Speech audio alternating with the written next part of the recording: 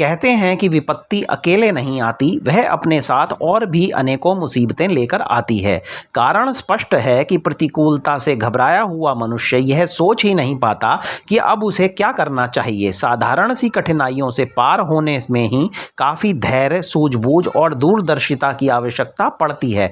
फिर कुछ अधिक परेशानी हो तब तो और भी अधिक सही मानसिक संतुलन अभीष्ट होता है।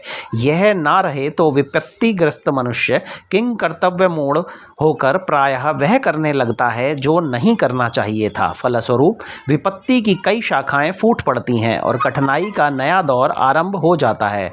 जब कभी ठंडे मस्तिष्क से विचार करने का अवसर आता है तब मनुष्य पछताता है और सोचता है कि आगत विपत्ति नहीं टल सकती थी तो कोई बात ना थी, अपने मानसिक संतुलन को विवेक द्वारा बचाया ही जा सकता था और जो परेशानियां अपनी भूलों के कारण सिर पर ओढ़ ली गई हैं उनसे तो बचा ही जा सकता था। घर में किसी की मृत्यु हो गई, एक प्रिय पात्र चला गया, उससे जाने से जो हानि हुई, धक्का भी लगा और शोक के कारण रुलाई भी आई। पर यदि लगातार रोते ही रहा जाए, भोजन त्याग दिया जाए, मूर्छित पड़े रहा जाए और उस शोक को ही स्मरण रखा जाए तो परिणाम एक ही होता है कि रहे सहे स्वास्थ्य का विनाश और उस गड़बड़ी में साधारण कार्यक्रमों के नष्ट होने से दूनी विपत्ति का उद्भव।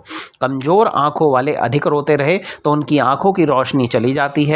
दिल की धड़कन, ब्लड प्रेशर, अनिद्रा, उन्माद, मूर्छा, अपच, उल्टी, सिरदर्द आदि अनेकों नए रोग उठ खड़े होते हैं। दूसरे लोग उस शोक संताप को समझाने बुझाने या उनकी सहानुभूति में लगे रहते हैं और साधारण व्यवस्था को भूल जाते हैं, तो दूसरी ओर से भी काम बिगड़ते हैं। दुधारू पशु समय पर ना दुहे जाने, चारा पानी ठीक प्रकार से ना मिलने से दूध देना बंद कर देते हैं। बिना देखभाल के खेती या व्यापार खराब होता है। बच्चे परेशान होते हैं। चोरों को ऐसे ही मौके पर घात लगती है।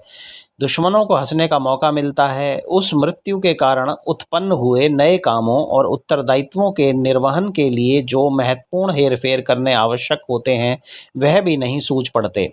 इस प्रकार वह मृत्यु शोक अपने साथ अनेकों नई विपत्तियां उत्पन्न करने वाला सिद्ध होता है।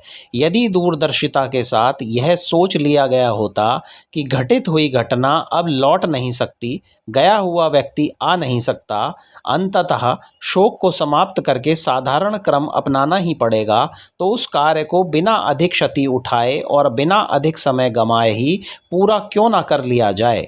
इस प्रकार सोचने वाले अपना मन संभालते हैं, धैर्य, विवेक, संतोष और दूरदर्शिता से काम लेते हैं, शोक घटाकर संतुलन ठीक करते हैं और स्वाभाविक जीवन की व्यवस्था जल्द ही बना लेते हैं।